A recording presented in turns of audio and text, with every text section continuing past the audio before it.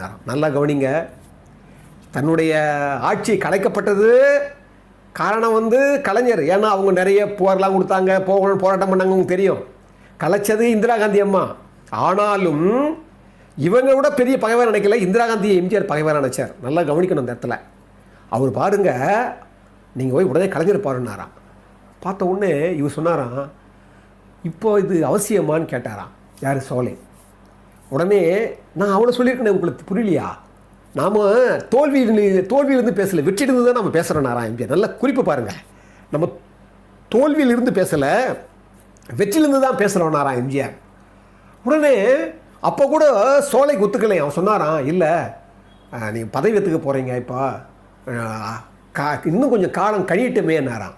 இவ்வளோ தான் சொன்னாராம் சோலை. அது எழுதுறாரு அவர்.